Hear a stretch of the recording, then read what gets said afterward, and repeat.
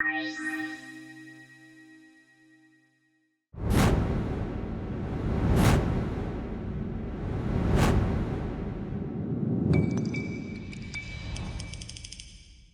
you think there exists a football gen on the Y chromosome?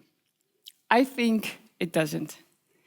I will talk about how sport can be a huge tool in the emancipation of girls and women in society. And I will talk about football because that is my expertise, it is my life. If you look here, you see the X-ray of the belly of my mum. If you look carefully, you see 3 little skulls. One of them is mine, because I have been born as the only girl in a set of triplets, with 2 brothers, 1 bigger sister, 3.5 years older than I was, and no girls in the neighborhood. So I played football on the street. We played boys' games. There were no girls, so I played with boys and against boys. But my brothers, at the age of 8, they could play in a club. They could play their matches. And it sounds sad, but I was not allowed to be part of that. Girls were not allowed. That was a fact of life. So what we did, we had a solution. I ran along the line with the movement of the ball. So when the ball went up, I was up. When the ball was down, I was down on the pitch. And the opponents, they knew me quite soon. So the parents made sure that one side of the pitch was always free, so I could play my game as well. Every club in that league knew about me. But my brothers had training sessions, so they were teaching me. When they came back from their training, they were teaching me what they had learned from their coach. And that was the way that I grew up, unfortunately. But at the age of 13, it was not anymore that somebody could stop me. My parents did not know how to explain it anymore so that I could not play football. So they wrote to the Dutch FA and they asked for permission to play in the Women's Senior League. I got that permission, finally. So the spark became a fire. Soon I was playing in the regional selection, provincial selection, and the national team. I became captain of the Dutch national team, and at the end of my career, I reached the mark of most capped player of Holland, men and women. So without that it was the aim for me, I became a woman who was leading the way for others. I became the first female professional player. I played in Italy. I was one of the 2 first female FIFA instructors being appointed. After my career, I went to Scotland, coaching in Scotland, being the first woman to coach a team abroad, national team abroad. And in 2004, I was appointed as the first ever female national coach of a team sport in the Netherlands. That in itself was a huge step forward. But I thought that I had to do the pro license course because all national coaches of the Dutch FA had to do their pro license course in the first year that they were appointed. So I went to the office and I asked for my application form.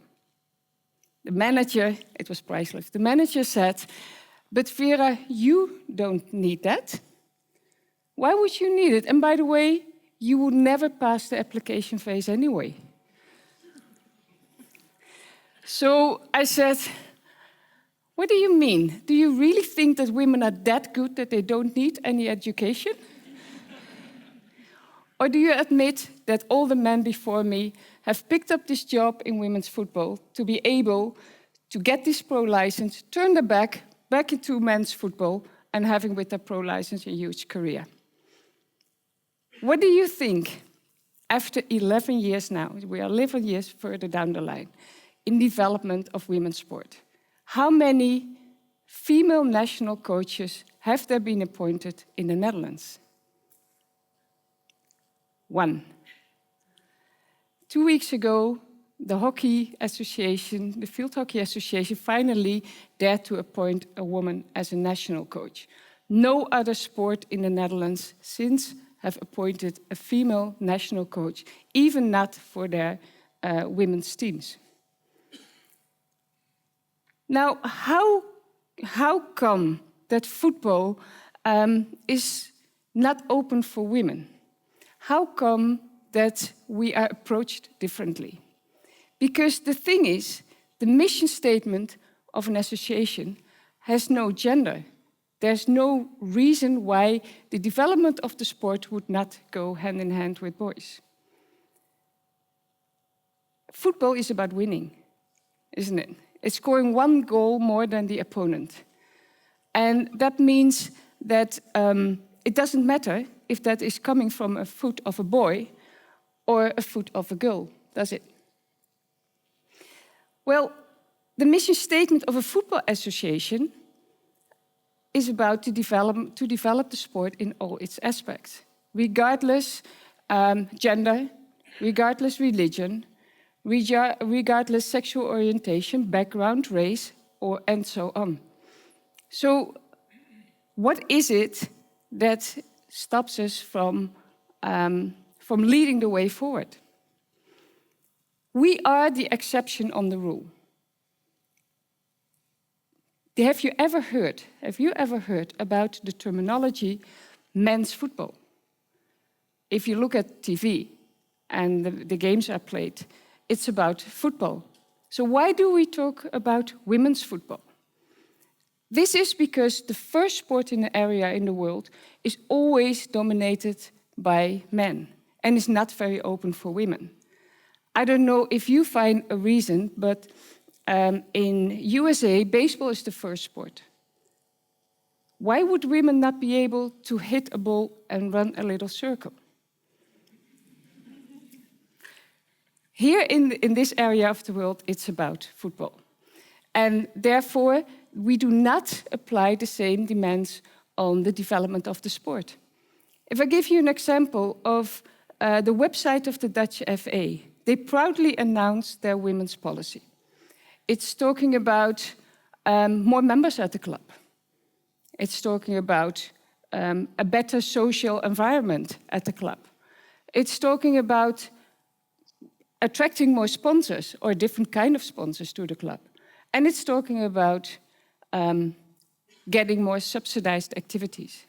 But nothing about the development of the girl. Because we do not, being the exception of the rule, we do not put any demands on the activities of girls.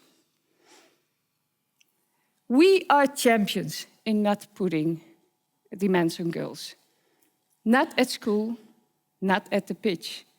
If a girl plays with boys, she's challenged. Not because boys are better football players. No, it is because the parents, the coaches, the teammates, they all put demands on the activities for boys. If a girl tries something, it's already positive. At least she's tried, isn't it? A boy must practice until he's capable of doing it. Now, if you just take the fact, the starting point, that a girl has the same right as a boy to develop her talents, that a girl has the same right of quality of activity, then you would start from a starting point from development. If you think that segregation of girls and boys from each other would benefit the activities for girls, then girls-only activities are justified. But in my experience in life, in work, and in research, tells me that mixed-gender football is a much better tool for both boys and girls to develop. Now, how come that this is a better tool for both boys and girls? To look at that, we again need to go from the exception of the rule to the perspective of development. Boys and girls develop together in a broader way than separated. The mixed-gender schools have developed from the pressure of that knowledge. And in that knowledge of girls and boys being able to develop in a more pluriform way, they push themselves to higher heights because boys add something else to the game than girls. Knowing this, or feeling this, the Dutch FA wanted to have more tools in hands. So they asked the University of Utrecht to do research. And the question was, does mixed gender football benefit the development of both girls and boys? And the outcome was remarkable. Girls who play mixed gender football, they have a higher, much higher self-esteem. Girls playing football know about 4 years earlier their future direction of their occupation. Girls playing mixed gender football are, among other implicit outcomes, less injured than girls playing in girls-only activities. And that is because the training activities are of much higher level. So she's prepared for doing that. And the boys, they learn from the girls to play more together because girls are related to doing things together, whereas the girls learn from the boys to be more product-related, to win the duels. But also, not only the players themselves, also coaches, public, teammates, opponents, anyone involved in mixed gender football create a much more pluriform idea about the capacities of girls than people involved in girls-only football. And that was remarkable. That is because we do not apply the same demands on the quality of activities for girls. The same in the top level. Being the exception of the rule made that nobody ever realized that women in football do not have the same chances to develop their talents, also the top talented players. And making this clear to the professional clubs in the Netherlands, it opened the door to create the Eredivisie Vrouwen, which is the Premier League for women. A Premier League with clubs only connected to men's senior clubs, men's professional clubs. The managers of these clubs realized, after we explained to them what was the problem in the Netherlands, that they had to open the door of the biggest sport in the world for the top talented players, female players in the Netherlands. They realized that they had blocked those players from developing their top talent.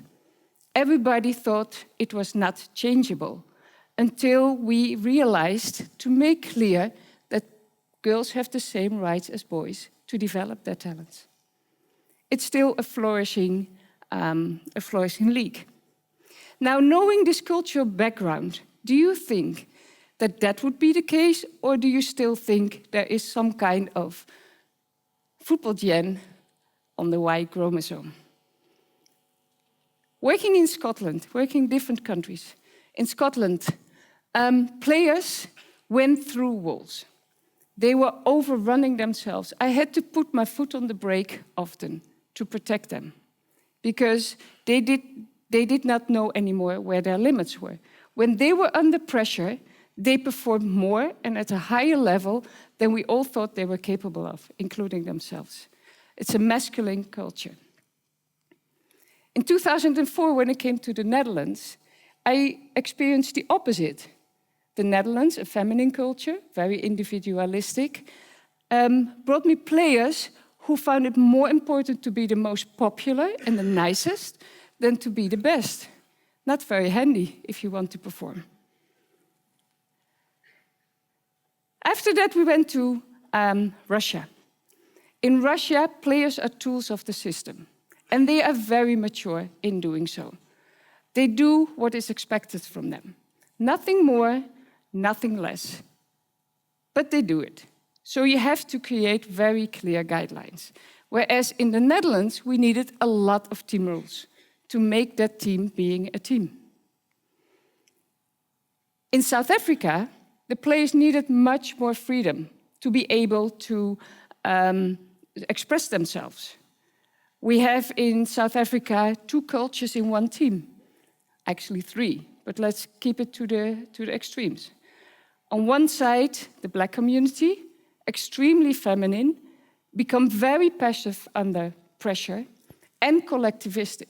They want to be part of the group, even if it would hurt their own position.